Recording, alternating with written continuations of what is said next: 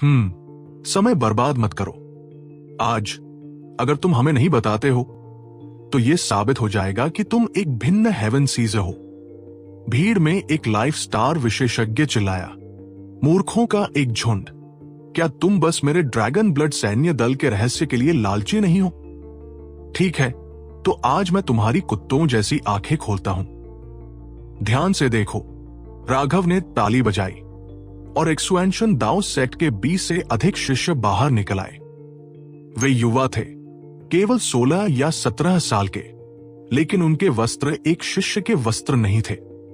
वे बाहरी संप्रदाय के कार्यकर्ता थे और उनके खेती के आधार केवल बोन फोर्जिंग क्षेत्र में थे। एक्सुएंशन दाओ सेक्ट के भीतर उनकी उम्र और खेती के आधार प्रतिभाशाली नहीं गिने जा सकते थे। वे बाहरी संप्रदाय के शिष्य बनने के योग्य भी नहीं थे। आओ, हर व्यक्ति को एक कटोरा मिल सकता है, पियो। राघव ने एक जग निकाला और उन्हें शराब से भरे कटोरे दिए। जैसे ही ये शराब दिखाई दी, उसकी खुशबू हवा में भर गई। केवल इसे सूंघने से एक व्यक्ति के छिद्र खुल जाएंगे और ये उन्हें पूरी तरह से आराम देगा।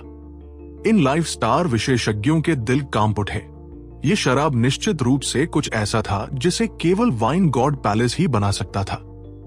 इन लोगों ने अपने पूरे जीवन में एक बूंद भी नहीं चखी थी।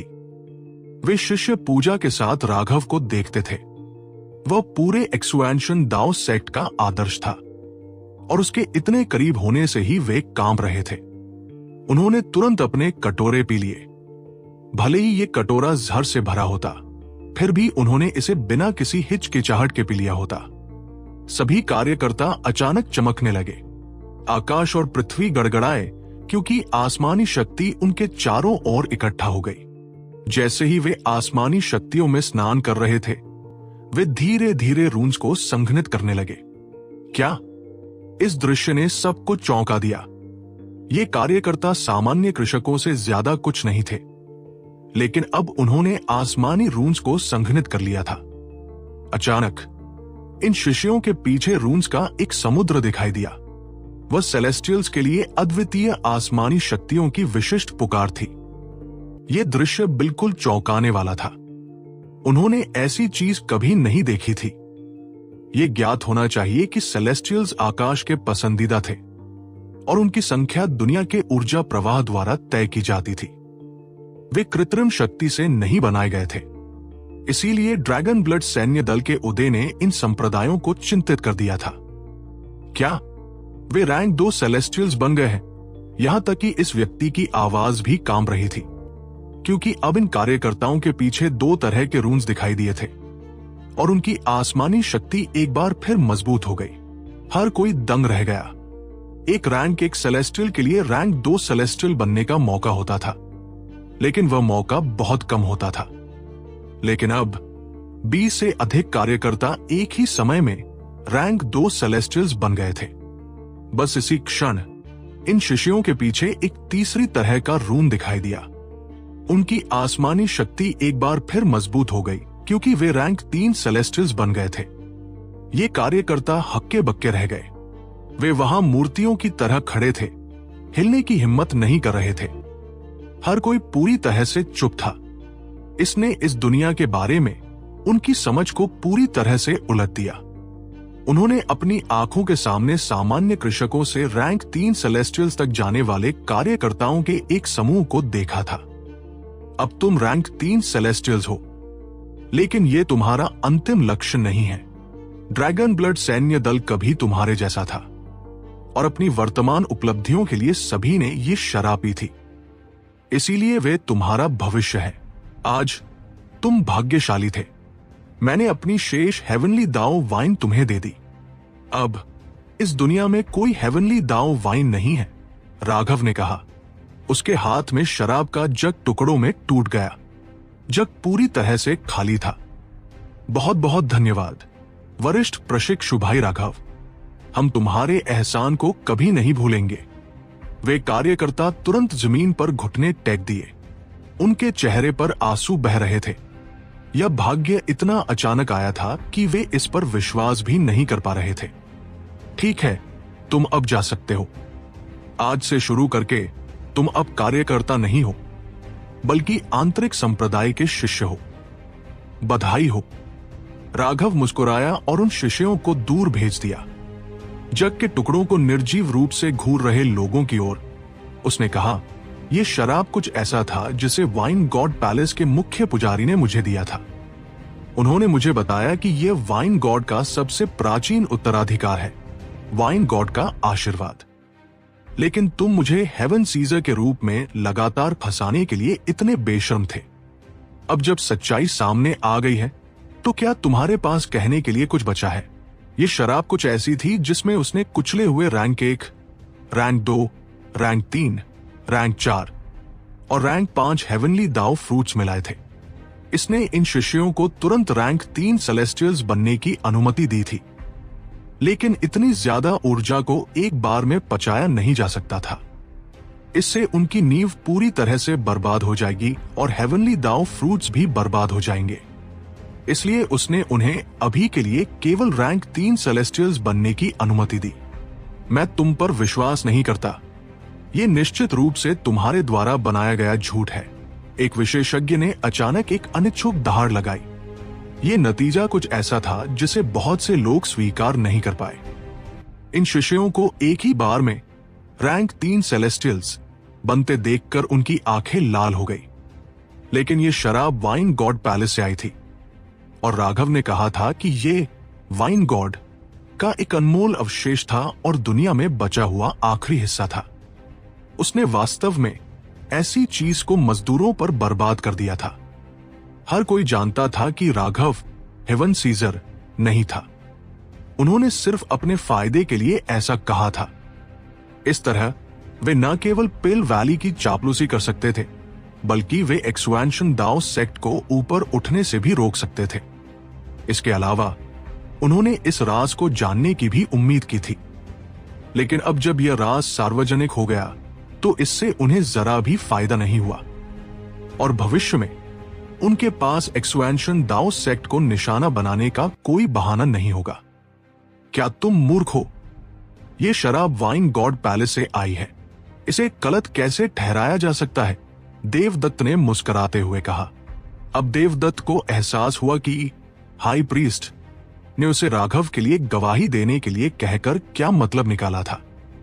ऐसा लगा कि वह राघव को इस समस्या का सामना करने में मदद कर रहा था। इस तथाकथित हेवनली दाव वाइन का कभी अस्तित्व नहीं था। राघव ने जो शराब निकाली थी वह दूसरों को धोखा दे सकती थी, लेकिन देवदत्त को नहीं, जो जानता था कि राघव ने इस शराब के साथ कुछ किया था। लेकिन उसने स्वाभाविक रूप से उसे बेनठाब नहीं किया और इसके बजाय इसे छिपाने में उसकी मदद की। राघव ने जो भी कहा उसे बस उसका पूरा समर्थन करना था। लेकिन जब ड्रैगन ब्लड लीजन ने कुछ साल पहले उठना शुरू किया था, तब तुम्हारा वाइन गॉड पैलेस के साथ कोई संबंध नहीं था। तुम इसका क्या स्पष्टीकरण दोगे? किसी ने मांग की। समय मेल नहीं खाता था। मूर्ख, मैंने तुम्हें अपनी बेगुनाही साबित करने के लिए इस शराब का मूल बता दिया है। ऐसे काम मत करो जैसे ये कोई पूछताछ हो। मैं तुम्हारा बाप नहीं हूं, तो मैं तुम्हें अपने राज क्यों बताऊं? जहां तक हाई प्रीस्ट मेरे साथ ऐसा व्यवहार क्यों करेंगे? तुम्हें उनसे पूछना चाहिए, राघव ने मुस्कुराते हुए कहा। सच तो यह था कि राघव के पास इसे छिपाने के लिए 100 अलग अलग बहाने थे, लेकिन वह परेशान नहीं होना चाहता था। इसलिए उसने सीधे सबसे सीधा दृष्टिकोण अपनाया। झूठ झूठ होता है, और आप जितना ज्यादा बोलेंगे, आपकी कहानी में उतने ही ज्यादा छेद होंगे। अपने सालों के अनुभव के लिए धन्यवाद। राघव ऐसी मूर्खतापूर्ण फलती नहीं करेगा। उसने सीधे उनके सभी विकल्पों को नष्ट करने का फैसला किया। अगर वे कुछ भी पूछना चाहते थे, तो वे हाई प्रीस्ट से पूछने जा सकते थे। वह देखना चाहता था कि कौन ऐसी हिम्मत करेगा। राघव को सीधे समस्या को वाइन गॉड पैलेस के हाई प्रीस्ट पर धकेलते देखकर हर कोई अवाक रह गया। वाइन गॉड पैलेस से जवाब मांगने जाओ? क्या यह कोई मजाक था? पिल वैली में भी इतनी हिम्मत नहीं थी। हालांकि वाइन गॉड पैलेस ने बाहरी दुनिया के संघर्षों में भाग नहीं लिया, लेकिन हर कोई उनकी ताकत का अंदाजा लगा सकता था कि उन्होंने पिल वैली को ग्रैंड जिया एंशिएंट नेशन से कैसे बाहर निकाला था। पिल वैली ने अब ग्रैंड जिया के भीतर एक कदम भी रखने की हिम्मत नहीं की, तो कौन सा संप्रदाय इतना ढीठ होने की हिम्मत करेगा। उस समय भले ही वे राघव को पकड़ने की कोशिश कर रहे थे, पिल वैली ने फिर भी ग्रैंड जिया में प्रवेश करने की हिम्मत नहीं की थी। उन्होंने सिर्फ सीमा को सील करने की हिम्मत की थी। इसलिए यह देखा जा सकता है कि पिल वैली वाइन गॉड पैलेस से कितना डरता था। सुरेश का चेहरा बेहद भद्दा हो गया। अब वह राघव के लिए कोई परेशानी नहीं ढूंढ सकता था। पिल वैली और प्राचीन जातियों को एक बार फिर तमाचा पड़ा था। इस बार पूरे पूर्वी जुआन क्षेत्र को इस मामले के बारे में पता चला था, इसलिए वे वास्तव में अपना सम्मान खो देंगे। मैंने हेवनली दाव वाइन का राज पहले ही सार्वजनिक कर दिया है। तुम अभी भी यहां क्या कर रहे हो? जल्दी करो और दफा हो जाओ। क्या तुम रात के खाने के लिए रुकने की योजना बना रहे हो? राघव ने सुरेश को उदासीनता से देखा। जब उन्होंने पहली बार वाइन गॉड पैलेस के साथ सहयोग करना शुरू किया था, तो राघव ने हाई प्रीस्ट के साथ इस पर चर्चा की थी। उसने अपने लिए यह रास्ता छोड़ दिया था। ऐसा इसलिए था क्योंकि राघव जानता था कि ड्रैगन ब्लड लीजन का राज देर सवेर सामने आ जाएगा और वाइन गॉड पैलेस उसके लिए सबसे अच्छी ढाल था। इसीलिए इस बार राघव ने ड्रैगन ब्लड लीजन की शक्ति को एक ही बार में बढ़ाने के बारे में कोई गलतफहमी नहीं रखी थी। ये विशेषज्ञ अभी भी अपने सदमे से उबर नहीं पाए थे। ऐसा लग रहा था जैसे वे सपने में थे। हालांकि उन्हें अभी भी कई संदिग्ध बिंदु लग रहे थे, लेकिन वे राघव को उनके सवालों का जवाब देने के लिए मजबूर करने के योग्य नहीं थे। राघव, हेवनली दाव वाइन को छोड़ो भी, मेरे पिल वैली के निर्वाण शास्त्र का क्या? वह एक गुप्त कला है जिसे मेरा पिल वैली किसी को नहीं सिखाता। तुमने इसे कहां से सीखा? सुरेश ने अचानक मांग की। वासु से लड़ते समय राघव ने निर्वाण शास्त्र का उपयोग किया था, इसलिए सुरेश को इसके बारे में पता था। निर्वाण शास्त्र कुछ ऐसा था जिसे पिल वैली के केवल शीर्ष शिष्य ही सीख सकते थे। इसके लिए न केवल महान प्रतिभा की जरूरत थी, बल्कि आपको मार्गदर्शन देने के लिए एक विशेष विशेषज्ञ की भी जरूरत थी। लेकिन राघव वास्तव में इसका उपयोग करने में सक्षम था। क्या निर्वाण शास्त्र पिल वैली का है? क्या कोई सबूत है? मुझे इमेमोरियल पाथ के एक परीक्षण में निर्वाण शास्त्र मिला था, तो क्या इसका तुमसे कोई संबंध है? राघव ने मुस्कुराते हुए कहा। निर्वाण शास्त्र कुछ ऐसा था जो उसने पूर्वी बंजर भूमि के पिल टॉवर में सीखा था, लेकिन उस समय उसने एक नकली स्थिति ईशान का उपयोग किया था और अपना रूप भी बदल लिया था। कोई भी इन दोनों को नहीं जोड़ेगा। इसके अलावा यह सच था कि उसने वास्तव में इसका उपयोग केवल इमेमोरियल पाथ में और उसके बाद ही किया था। इसलिए यह बताना असंभव था कि वह झूठ बोल रहा था। इमेमोरियल पाथ एक अत्यंत प्राचीन अस्तित्व था। इसका इतिहास अमर युग तक फैला हुआ था, जो अंधेरे युग से भी ज्यादा प्राचीन था।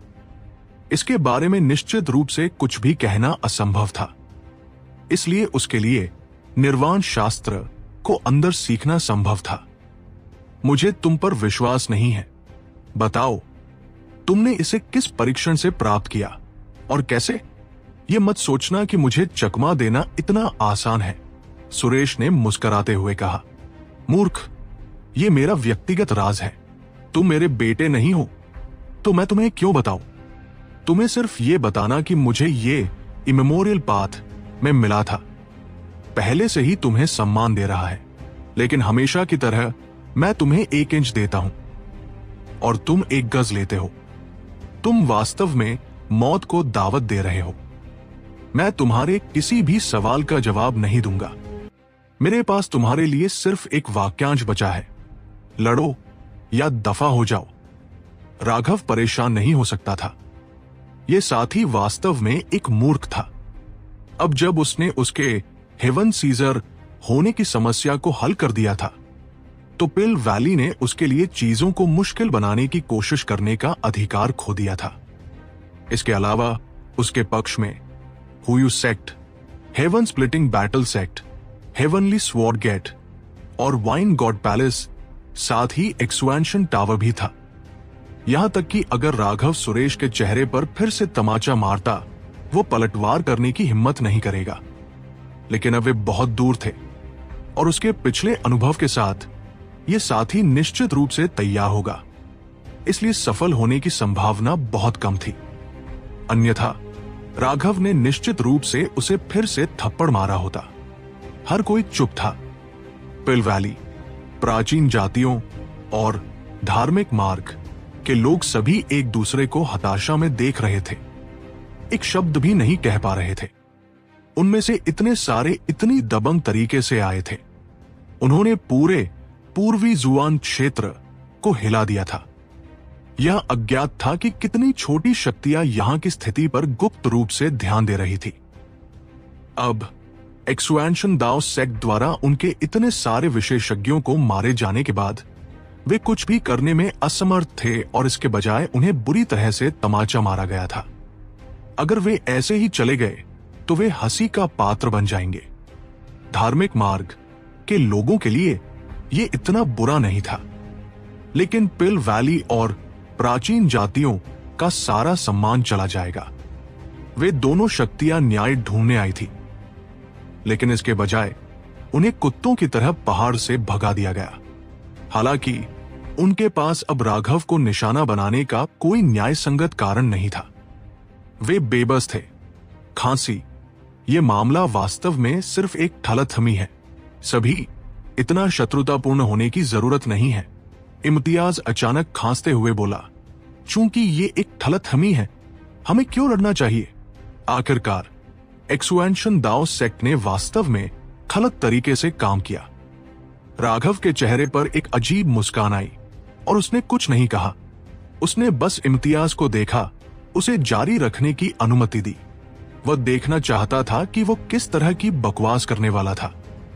राघव को पलटवार करते हुए न देखकर इम्तियाज ने सोचा कि राघव ने खुद को रोक लिया है और वो बहुत ज्यादा आत्मविश्वासी हो गया। उसने अपना गला साफ किया और जारी रखा। हालांकि हर कोई दबंग तरीके से आया और कहा कि वे एक्सवेंशन दाओ सेक्ट को नष्ट कर देंगे। वे सिर्फ ठुस्से के शब्द थे और उन्हें शाब्दिक रूप से नहीं लिया जा सकता। जहां तक एक्सवेंशन दाओ सेक्ट की बात है, तुमने जवाब देने से मना कर दिया और तुरंत लोगों को मार डाला। ये धार्मिक मार्ग की प्रतिष्ठा और सद्भाव के खिलाफ है।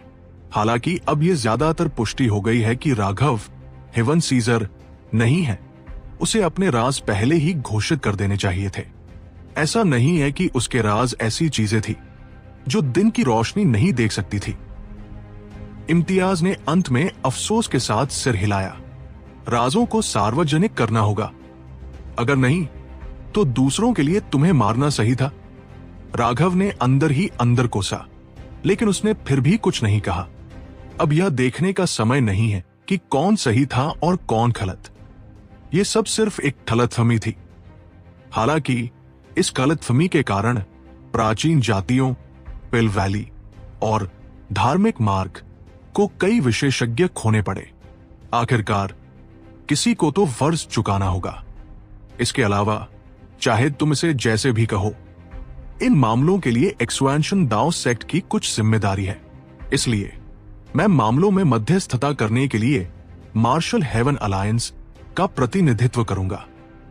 हम इस मामले को जाने देंगे और एक्सवेंशन दाओ सेक्ट को कोई मुआवजा नहीं देना पड़ेगा। क्या बकवास है, हमारे इतने सारे लोग मर गए।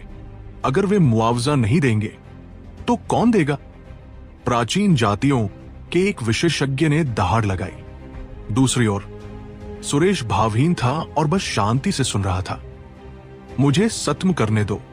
हालांकि एक्सवेंशन दाओ सेक्ट की इस मामले में कुछ जिम्मेदारी है। उन्होंने डेविल स्पिरिट माउंटेन में भी काफी विशेषज्ञ खोए हैं। इसलिए मुआवजे का ये मामला मेरे मार्शल हेवन अलायंस द्वारा भुगतान किया जाएगा। इम्तियाज मुस्कुराया। मार्शल हेवन अलायंस हमें मुआवजा देगा। प्राचीन जाति के विशेषज्ञ दंग रह गए, यहां तक कि अन्य विशेषज्ञ भी दंग रह गए, जिसमें एक्सुएंशन दाओ सेक्ट के एल्डर्स भी शामिल थे। केवल राघव और विजेंद्र ही बहुत धीरे से मुस्कुराए। वह मुस्कान तिरस्कार की थी। सही, एक्सुएंशन दाओ सेक्ट ने भ्रष्ट मार्ग के कई विशेषज्ञों को मार डाला, जो एक महान योग्यता है, लेकिन उन्होंने प्राचीन जातियों और पिल वैली के विशेषज्ञों को भी मार डाला। उनके आचरण ने महाद्वीप की एकता को गंभीर रूप से नुकसान पहुंचाया। इसलिए मार्शल हेवन अलायंस ने उन्हें न तो दंडित करने और न ही पुरस्कृत करने का फैसला किया है। उनका पुरस्कार और दंड एक दूसरे को रद्द करते हैं, और उनका मूल पुरस्कार उन विशेषज्ञों के बीच बांट दिया जाएगा जो मर गए। ये कैसा लगता है? इम्तियाज ने कहा। अचानक राघव ने अपना सिर ऊपर उठाया और तूफान की तरह हंसा। उसकी आवाज गुस्से और हत्या के इरादे से भरी हुई थी। जिस पल इम्तियाज ने अपना मुंह खोला और कहा कि मार्शल हेवन अलायंस मुआवजा देगा, राघव जान गया था कि यह कमीना क्या इरादा कर रहा था। वह डेविल स्पिरिट माउंटेन पर लड़ाई के पुरस्कार, एक्सुएंशन दाओ सेक्ट से संबंधित पुरस्कार का उपयोग प्राचीन जातियों और पिल वैली को खुश करने के लिए कर रहा था। वह एक्सुएंशन दाओ सेक्ट के संसाधनों को दूसरों के लिए उपहार के रूप में उपयोग करना चाहता था। हालांकि वह लंबे समय से ऐसी चीज के लिए तैयार था, फिर भी वो क्रोधित था। किसी का इस हद तक बेशर्म होना, उसे लगता था कि उसे इसकी प्रशंसा करनी चाहिए। इम्तियाज का चेहरा उतर गया। राघव, तुम। राघव गुस्से से भड़क गया। अपना मुंह बंद कर। क्या तुम मुझ पर विश्वास करते हो जब मैं कहता हूं कि अगर तुमने मुझे और ज्यादा गुस्सा दिलाया तो मैं तुम्हें अभी मार दूंगा? इस समय राघव की आंखें आग उगलने वाली थी। उसकी मारने की इच्छा अपने चरम पर पहुंच गई थी। वह वास्तव में इन सभी लोगों को मारने के लिए एक्सुएंशन टावर का उपयोग करना चाहता था। एक्सुएंशन दाओ सेक्ट के विशेषज्ञों ने अपना खून बहाया और करप्ट पद के विशेषज्ञों को मारने के लिए अपने जीवन का बलिदान दिया। अब तुम अपनी लालची उंगलियों को उनकी उपलब्धियों तक फैलाना चाहते हो। क्या तुम इंसान भी हो? मैं तुम्हें अभी एक वादा करता हूं, चाहे वो पिल वैली हो, प्राचीन जातियां हो, या यहां तक कि तुम्हारा शापित मार्शल हेवन अलायंस, जो कोई भी उस पुरस्कार को छूने की हिम्मत करेगा उसे 10,000 गुना चुकाना होगा। हालांकि राघव केवल एक फाउंडेशन फॉर्जिंग शिष्य था। जब वह क्रोधित होता था तो उसकी मारने की इच्छा से इन लाइफ स्टार विशेषज्ञों को भी ठंड लग जाती थी। हालांकि उसकी खेती का आधार कम था, उसकी युद्ध शक्ति बहुत ज्यादा थी। एक रैंक 9 सेलेस्टियल के बराबर थी। सबसे महत्वपूर्ण बात यह थी कि उसके पास ड्रैगन ब्लड लीजन थी, जिसकी असीमित क्षमता थी। किसी ने नहीं सोचा कि वह एक खाली वादा कर रहा था। इस क्षण गिरीश, जिसने इस पूरे समय कुछ नहीं कहा था, आखिरकार अपना मुंह खोला। मैंने इस बार सचमुच कुछ अद्भुत देखा। मार्शल हेवन अलायंस अब पुराना मार्शल हेवन अलायंस नहीं रहा। अंदर की गड़बड़ी मुझे आह भरने पर मजबूर करती है। इम्तियाज, क्या तुम्हें नहीं लगता कि तुम थोड़ा ज्यादा आगे जा रहे हो? तुम्हारी बुआ अशरफ की मां है और अशरफ सुरेश का चचेरा भाई है। क्या तुम्हें नहीं लगता कि तुम दोनों रिश्तेदारों के लिए एक्सुएंशन दाओ सेक्ट को धोखा देने के लिए एक साथ काम करना थोड़ा अनुचित है? मैं इसे अब और सहन नहीं कर सकता। गिरीश के शब्दों से भारी हंगामा हुआ। चाहे वे राइटियस विशेषज्ञ हो, प्राचीन जाति के विशेषज्ञ हो, या प्राचीन परिवार गठबंधन के विशेषज्ञ हो, उन सभी ने इम्तियाज और सुरेश को अजीब तरह से देखा। उन्हें उम्मीद नहीं थी कि उन दोनों का ऐसा छिपा हुआ संबंध होगा। अर्जुन ने सबसे पहले गाली गलौज करना शुरू कर दिया। धिक्कार है, कोई आश्चर्य नहीं कि तुम हमेशा उनकी मदद करते थे। तो यह एक ही बिल साझा करने वाला चूहा और सांप है। तुम्हें एक मध्यस्थ के रूप में खुद को दिखाने और कार्य करने का साहस कैसे हुआ? इम्तियाज, क्या तुम्हें शर्म से खुद को मार नहीं लेना चाहिए? सबसे पहले अर्जुन और अन्य ने सोचा था कि इम्तियाज को मार्शल हेवन अलायंस द्वारा चीजों को सुलझाने के लिए भेजा गया था। लेकिन अब यह पता चला कि वो शुरू से ही पिल वैली के साथ मिलीभगत कर रहा था। इम्तियाज और सुरेश के चेहरे भद्दे थे।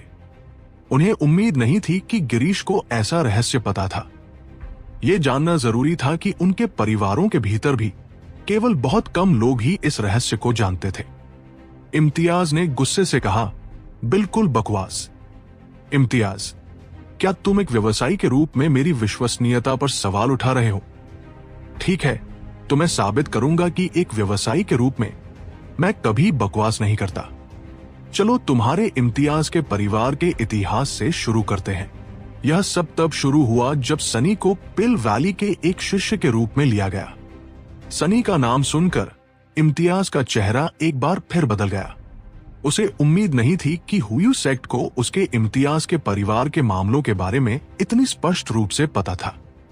अगर उसने गिरीश को बोलना जारी रखने दिया तो वह बर्बाद हो जाएगा। मैं, इम्तियाज, हमेशा खुले और ऊपर से काम करता रहा हूं। मैं कभी पक्षपाती नहीं होता, न ही मैं किसी रिश्तेदार की मदद करूंगा। अभी खुद की प्रशंसा करने की जरूरत नहीं है। मैं बस सोच रहा हूं कि मार्शल हेवन अलायंस तुम्हें इतने बड़े मामले के लिए क्यों भेजेगा। पिल वैली के साथ तुम्हारे संबंध को देखते हुए भले ही तुम निष्पक्ष होने में सक्षम थे, तुम मध्यस्थ होने के लायक नहीं हो। इसके अलावा कोई भी सिर वाला व्यक्ति देख सकता है कि तुम शुरू से ही लगातार एक्सपेंशन दाओ सेक्ट को निशाना बना रहे थे। क्या तुम्हें लगता है कि हम सब बेवकूफ हैं? इम्तियाज, तुम दूसरों को बहुत ज्यादा नीचा देखते हो। यह मामला उतना सरल नहीं जितना तुम सोचते हो। क्या तुम्हें लगता है कि इस मामले को गुप्त रूप से दबाने से सब कुछ गायब हो जाएगा? तुम गलत हो। भले ही मैंने तुम्हारे संबंध का उल्लेख नहीं किया होता, अंधेरे में इस पर ध्यान देने वाले अनगिनत विशेषज्ञ अंततः इसका पता लगा लेते। इस मामले ने पूरे ईस्टर्न एक्सयूएन रीजन को हिला दिया है। तुम्हारे लिए स्वार्थी रूप से अपनी स्थिति का दुरुपयोग करना एक्सपेंशन दाओ सेक्ट को निशाना बनाने के लिए अभी बहस मत करो। मैं एक न्यायाधीश नहीं हूं, इसलिए मुझे इन चीजों की परवाह नहीं है। मैं बस इतना कह रहा हूं कि तुम्हें खुद को तैयार करना चाहिए। चाहे मार्शल हेवन अलायंस इस बार न्यायपूर्ण होना चाहता हो या उन्हें सार्वजनिक दबाव के आगे झुकना पड़ता हो, तुम्हारा इम्तियाज निश्चित रूप से एक अच्छा अंत नहीं होगा। अगर मैं तुम्हारी जगह होता तो मैं बहस करने में अपना बचा हुआ थोड़ा समय बर्बाद नहीं करता। एक्सपेंशन दाओ सेक्ट निश्चित रूप से मार्शल हेवन अलायंस को एक शिकायत भेजेगा। इसलिए तुम्हें सोचना चाहिए कि तुम अपने बाकी के जीवन को कैसे बिताना चाहते हो। इम्तियाज कागज जैसा पीला पड़ गया। अब वो सचमुच डर गया था। सबसे पहले उसे पिल वैली से इस मामले में गवाह के रूप में कार्य करने का एक साधारण अनुरोध मिला था। मूल रूप से पिल वैली एक्सपेंशन दाओ सेक्ट को खत्म करने की योजना बना रहा था और उन्होंने इम्तियाज को मार्शल हेवन अलायंस को हस्तक्षेप करने से रोकने के लिए आमंत्रित किया था। इम्तियाज को बस इतना कहना था कि उसे लगा कि सारा दोष एक्सपेंशन दाओ सेक्ट पर है और वह उनके विनाश के बारे में कुछ भी करने में शक्तिहीन था। लेकिन चीजें पिल वैली की योजना के अनुसार नहीं हुई। अब पिल वैली कुछ भी प्राप्त करने में सक्षम नहीं था। इसलिए इम्तियाज ने एक्सपेंशन दाओ सेक्ट के पुरस्कार पर अपनी नजरें टिका दी थी। यह पुरस्कार वर्तमान में अभी भी मार्शल हेवन अलायंस में था। इस तथ्य के कारण कि एक्सपेंशन दाओ सेक्ट ने प्राचीन जातियों और पिल वैली के लोगों को भी मार डाला था, उन्होंने इसे तुरंत नहीं भेजा था। ऐसा इसलिए था क्योंकि एक बार जब वे इसे भेजते थे तो वे स्वीकार कर रहे होते थे कि एक्सपेंशन दाओ सेक्ट ने इस बार बड़ी योग्यता हासिल की थी, जो ये भी स्वीकार कर रहा होता कि विजेंद्र उन विशेषज्ञों को पिल वैली और प्राचीन जातियों से मारने के लिए सही था। इसीलिए इस मामले के खत्म होने तक पुरस्कार को वापस धकेल दिया गया था। गिरीश मार्शल हेवन अलायंस की आलोचना करने के किसी इरादे से नहीं आया था। आखिरकार एक व्यावसायिक दृष्टिकोण से मिलनसारिता आपको अमीर बनाती है। हर जगह दुश्मन बनाने से आप अमीर नहीं बनेंगे। लेकिन इम्तियाज बहुत आगे निकल गया था और गिरीश खुद को रोक नहीं पाया था। राघव ने उदासीनता से पूछा, इम्तियाज, चिंता मत करो, एक्सुएंशन दाओ सेक्ट निश्चित रूप से इस मामले की अंत तक जांच करेगा। मैं वास्तव में जानना चाहता हूं कि मार्शल हेवन अलायंस किस तरह का अस्तित्व है। अगर ये मार्शल हेवन कॉन्टिनेंट के राइटियस पद का योग है, तो वे बाहरियों को अपने ही लोगों को दबाने में मदद क्यों करेंगे? मुझे नहीं लगता कि ऐसे गठबंधन के अस्तित्व की कोई जरूरत है, या शायद मुझे कहना चाहिए, गठबंधन में तुम जैसे इम्तियाज कितने लोग हैं? क्या मार्शल हेवन अलायंस में बदलाव गठबंधन में घुसपैठ करने वाली कुछ शक्तियों से संबंधित है? गिरीश ने अंदर ही अंदर सिर हिलाया। राघव के हर शब्द मार्शल हेवन अलायंस के महत्वपूर्ण हिस्सों पर लक्षित थे। अगर उन्होंने एक्सुएंशन दाओ सेक्ट को स्पष्टीकरण नहीं दिया, तो उन्हें राइटियस पद के गुस्से को सहना पड़ेगा। ये पिल वैली से अलग था।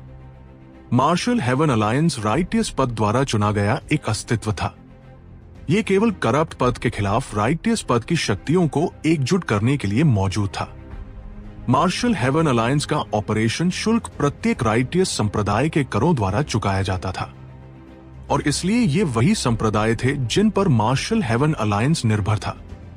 अब जब इम्तियाज और सुरेश का संबंध उजागर हो गया था, तो ये तथ्य कि मार्शल हेवन अलायंस ने एक्सुएंशन दाओ सेक्ट को दबाने के लिए पिल वैली के साथ मिलकर काम किया था, निश्चित रूप से महाद्वीप में बड़ी लहरें पैदा करेगा। यह कुछ ऐसा था जिसकी अनुमति राइटियस संप्रदायों में से कोई भी नहीं देगा। राघव के बस कुछ वाक्यों ने इम्तियाज के चेहरे पर आतंक ला दिया। वो पहले ही बता सकता था कि यह मामला कितना गंभीर था। उसने फैजल के बारे में सोचा और कैसे उसे पिल वैली की निर्दोषता दिखाने के लिए मार दिया गया था। एक पल के लिए हर कोई चुप था। एक्सुएंशन दाओ सेक्ट का पक्ष इन धर्मनिष्ठ साथियों को तिरस्कारपूर्ण भावों के साथ ठंडेपन से घूर रहा था। पिल वैली और प्राचीन जातियों के चेहरों पर जोरदार थप्पड़ पड़ा था। उनके पास अब पलटवार करने की थोड़ी सी भी क्षमता नहीं थी। उनका एकमात्र विकल्प भाग जाना था। या रहना उन्हें कोई उम्मीद नहीं देता था, लेकिन जाने से वे अपना सारा चेहरा खो देते थे। वे फंस गए थे। एक राइटियस विशेषज्ञ ने अचानक पूछा, राघव, क्या तुम करप्ट पद के अंडरवर्ल्ड सोल गोस्ट कर्स से नहीं प्रभावित थे? तुम पूरी तरह से ठीक कैसे हो? राघव ने ताना मारा, क्या इसका तुमसे कोई लेना देना है? क्या तुम्हें मेरे जिंदा रहने से कोई समस्या है? यह व्यक्ति सचमुच बेवकूफ था। वो कोसने के लिए कह रहा था। उस राइटियस विशेषज्ञ के शब्दों ने तुरंत सभी का ध्यान राघव पर ला दिया। वह अंडरवर्ल्ड सोल गोस्ट कर्स करप्ट पद के सबसे शातिर शापों में से एक था। जो शापित थे वे निश्चित रूप से मर जाते थे। राघव के अभी भी जिंदा रहने के लिए क्या हो सकता है कि उसने पहले ही शाप को रद्द कर दिया हो? इस क्षण प्राचीन परिवार गठबंधन से रैंक 9 सेलेस्टियल ने आखिरकार राघव को लड़ाई के लिए चुनौती देने के लिए अपना मुंह खोला। राघव, मैंने सुना है कि तुम्हारे पास रैंक 9 सेलेस्टियल से लड़ने की क्षमता है। मुझे आश्चर्य है कि यह सच है या गलत। क्या तुम मेरे खिलाफ लड़ाई लड़ने की हिम्मत करते हो? चिंता मत करो, मैं ब्रिजेश तुम्हें धमकाऊंगा नहीं। तुम फाउंडेशन फोर्जिंग दायरे में हो, इसलिए मैं भी अपनी खेती के आधार को फाउंडेशन फोर्जिंग दायरे तक दबाऊंगा। अगर तुम मुझसे 3 वार प्राप्त कर सकते हो, तो ये तुम्हारी जीत मानी जाएगी। इसके अलावा इस ब्रिजेश का लहजा अत्यधिक अहंकारी था। यह कहना कि वह केवल 3 चालों का उपयोग करेगा, वह जानबूझकर राघव को अपमानित कर रहा था। राघव ने ब्रिजेश की ओर देखा भी नहीं। उसने सीधे प्राचीन परिवार गठबंधन के समूह के नेता से बात की। मेरे एक्सुएंशन दाओ सेक्ट का तुम्हारे प्राचीन परिवार गठबंधन के साथ कभी कोई संघर्ष नहीं रहा है। क्या तुम लड़ाई शुरू करने की कोशिश कर रहे हो? उस बुजुर्ग ने उदासीनता से कहा, युवा शिष्यों के लिए एक दूसरे से संकेत लेना पूरी तरह से सामान्य है। ये शत्रुता कहां से आई? राघव की नजर ठंडी थी। वह बोलने ही वाला था कि सीमा हवा में उड़ गई। एक चमकदार पोशाक पहने हुए थी जिसने उसे एक शुद्ध परी जैसा बना दिया था। सीमा ने कहा, अगर तुम्हें लड़ाई चाहिए तो मैं तुम्हारी चुनौती स्वीकार करने को तैयार हूं। राघव की स्थिति और पद के साथ हर कोई उसे चुनौती देने के योग्य नहीं है। उसकी आवाज सुंदर थी। लेकिन उसकी आंखें ठंडी थी। सीमा का स्वभाव शांत और शांतिपूर्ण था, लेकिन कुछ लोग बहुत नफरत करने वाले थे। ये जानने के बावजूद कि राघव एक शाप से पीड़ित था और लड़ नहीं सकता था, वे जानबूझकर उसे अपमानित करना चाहते थे। ब्रिजेश तुरंत सीमा की सुंदरता से मोहित हो गया, यह सोचकर कि सीमा और नेहा ने राघव के साथ कितनी अंतरंगता से व्यवहार किया था। उसकी आंखों में असहनीय ईर्ष्या दिखाई दी। एक ठंडी सूंघ के साथ वह भी हवा में उड़ गया। तो क्या होगा अब आगे, जाने के लिए सुनिए राघव द इमॉर्टल एम्परर का अगला एपिसोड, सिर्फ the horror Hunter YouTube channel पर। बॉस, शायद मुझे जाने देना चाहिए, मनोज ने चिंता भरी आवाज में कहा। उसे डर था कि कहीं सीमा के लिए ब्रिजेश से पार पाना मुश्किल न हो जाए। इस समय ड्रैगन ब्लड लीजन में राघव पर शाप का असर था और वो लड़ नहीं सकता था। सिद्धार्थ गहरी नींद में था और लक्ष्मण की आत्मा उसकी तलवार में समाई थी। लीजन के सबसे ताकतवर लड़ाके शायद वही और नेहा ही थे। राघव ने सिर हिलाया। अगर तुम ड्रैगन ब्लड लीजन में किसी ऐसे व्यक्ति को ढूंढना चाहते हो जो रैंक 9 सेलेस्टियल से मुकाबला कर सके, तो अभी के लिए वह केवल सीमा है। यह सच राघव जानता था, और नेहा भी, वरना वो अब तक हमला कर चुकी होती। राघव में ऐसी कौन सी खास बात है? किसी खूल का गोबर में सड़ना ठीक नहीं। तुम्हारे लिए बेहतर होगा कि तुम मेरे एंशिएंट फैमिली अलायंस में शामिल हो जाओ। ब्रिजेश ने प्रशंसा भरी नजरों से सीमा को देखा। इस कमीने की तो मरने की इच्छा है। सभी ड्रैगन ब्लड वॉरियर्स ब्रिजेश पर आग बबूला हो उठे। वह साफ तौर पर राघव के सामने सीमा को इनवाइट करके उसका अपमान कर रहा था। राघव ने उदासीनता से ब्रिजेश को देखा। उसने ऐसे बहुत से लोग देखे थे जो अपनी प्रतिभा, अपनी कल्टीवेशन बेस और अपने बैकग्राउंड पर इतराते थे। वे दूसरों को अपने से नीचा समझते थे।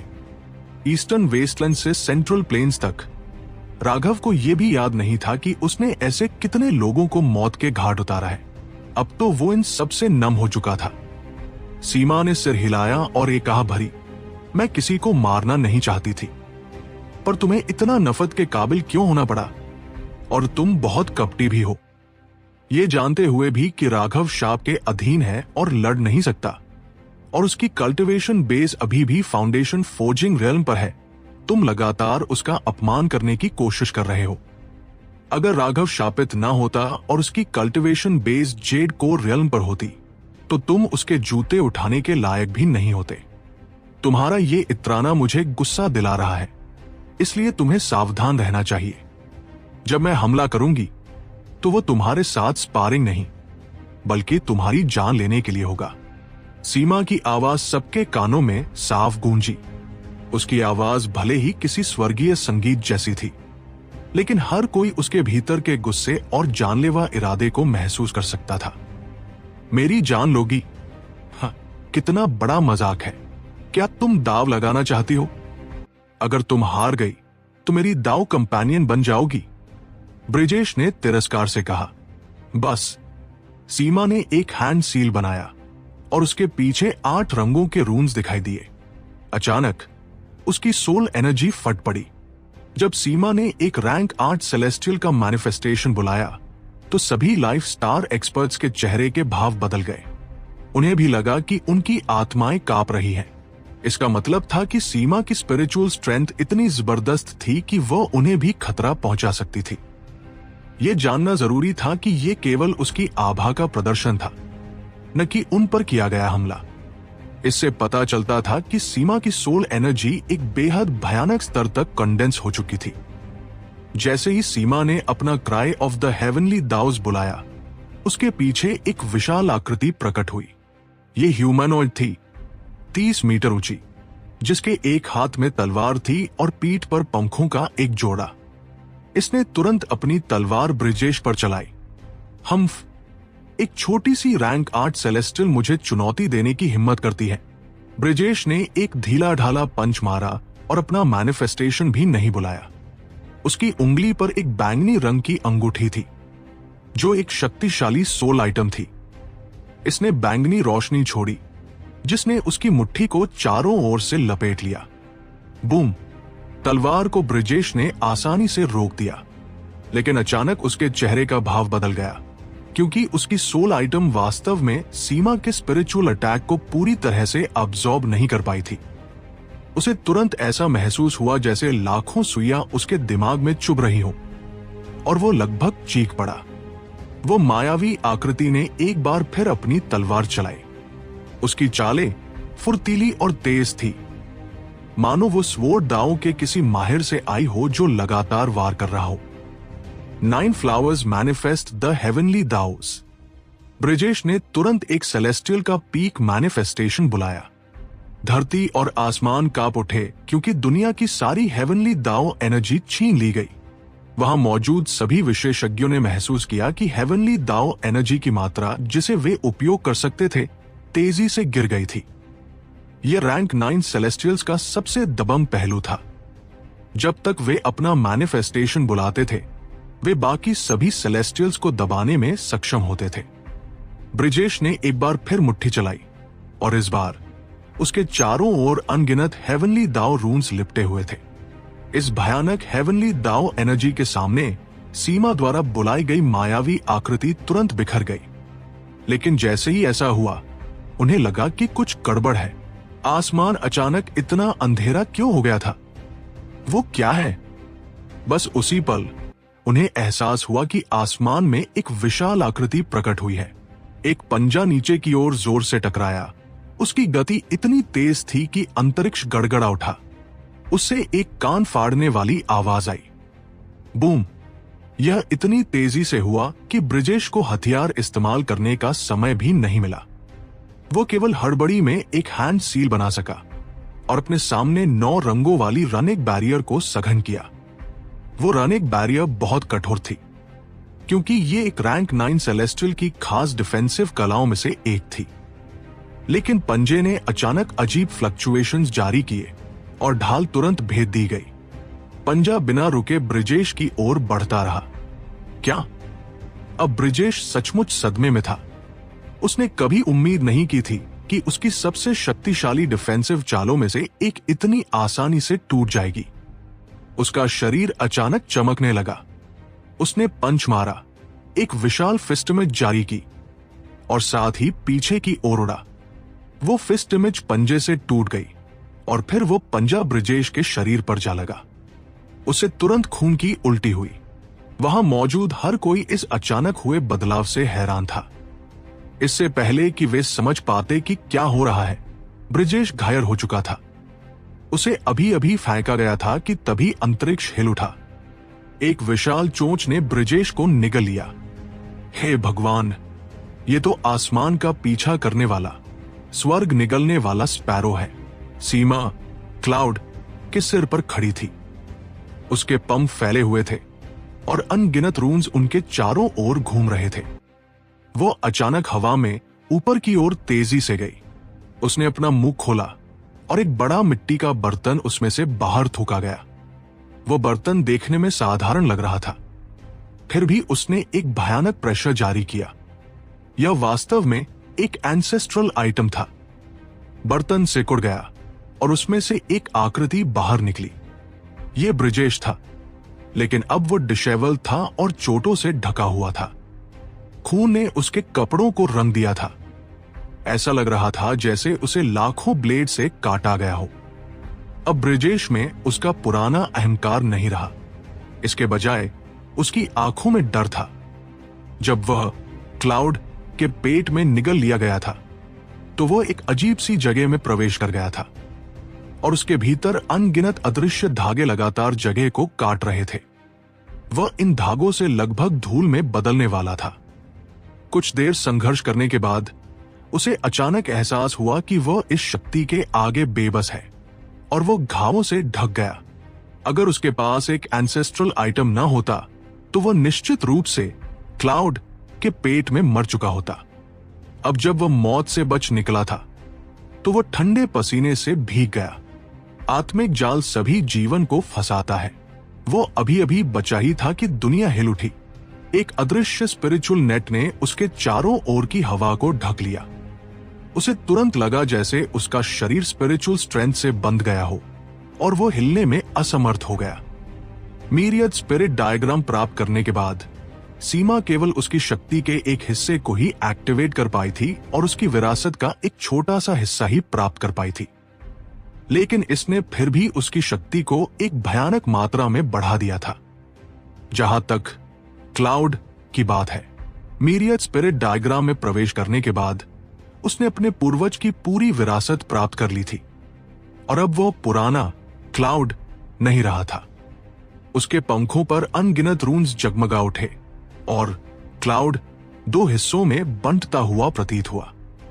ऐसा लगा जैसे सबकी नजर धुंधला गई हो और एक दूसरा हूबहू आसमान का पीछा करने वाला स्वर्ग निगलने वाला स्पैरो प्रकट हुआ।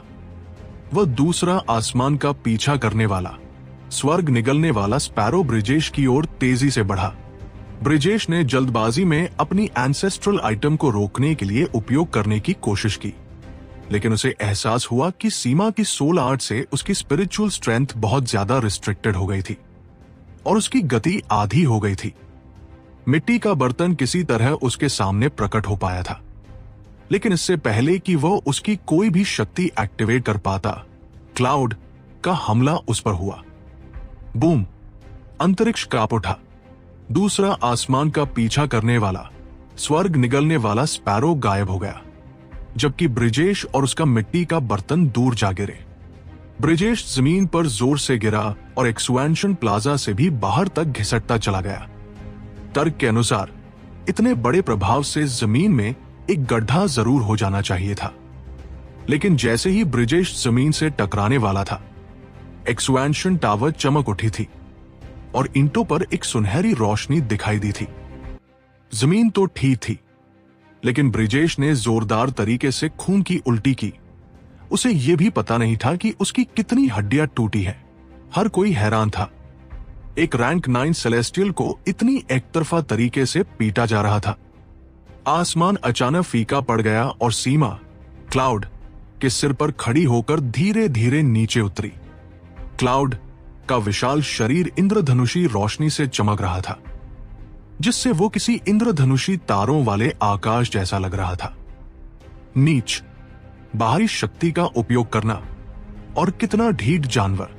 ब्रिजेश को पिटते हुए देखकर एंशिएंट फैमिली अलायंस के लाइफ स्टार एक्सपर्ट्स में से एक उड़कर क्लाउड के सामने आया, उसे रोकने की कोशिश करते हुए, लेकिन एक्सपेंशन टावर से निकली एक सुनहरी रोशनी से वो तुरंत मारा गया। मेरे एक्सपेंशन दाओ सेक्ट के भीतर नियमों का पालन करने की कोशिश करो।